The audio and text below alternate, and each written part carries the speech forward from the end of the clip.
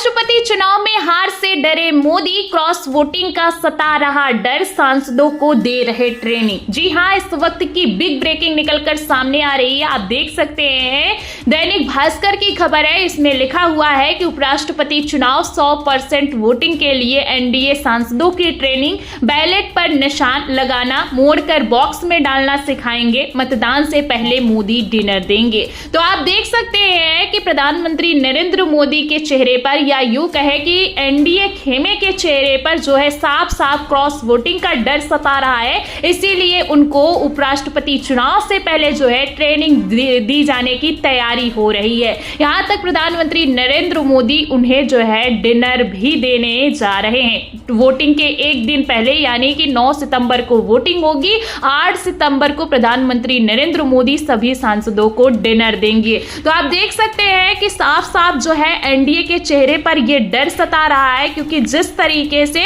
आपने देखा था कि अभी चुनाव हुआ था कॉन्स्टिट्यूशन क्लब का, और उसमें किस तरीके से रूडी को जीत मिली थी राहुल गांधी के समर्थन से। राहुल गांधी के समर्थन से जो है भारतीय जनता पार्टी का जो प्रत्याशी था संजीव बलियान, वो हार गए थे ये चुनाव, और यहीं से जो है दिलचस्प मोड़ आया और रूडी चुनाव जीत गए। 102 वोटों के अंतर से जो है रूडी चुनाव जीत गए, जो बीजेपी के ही सांसद थे राजू प्रताप रूडी, लेकिन विपक्ष के समर्थन से उनको जीत मिल गई। तो कहीं ना कहीं, और ये जो है क्रॉस वोटिंग हुई है, अमित शाह के ठीक सामने ये क्रॉस वोटिंग हुई है। तो आप देख सकते हैं कि जो है पूरी तरीके से गुजरात लॉबी का डर सांसदों के अंदर से खत्म हो चुका है, और ये प्रधानमंत्री नरेंद्र मोदी भी अच्छी तरीके से जानते हैं और अमित शाह भी जानते हैं। इसीलिए अब खबर भी निकलकर सामने आ रही है कि जो है भारतीय जनता पार्टी या पूरा एनडीए सांसदों को एकजुट रखने की हिदायत दे रहा है। यहां तक किस तरीके से आपको उपचुनाव में वोटिंग करनी है उसकी ट्रेनिंग दी जा रही है, जिससे कोई भी वोट खराब ना हो।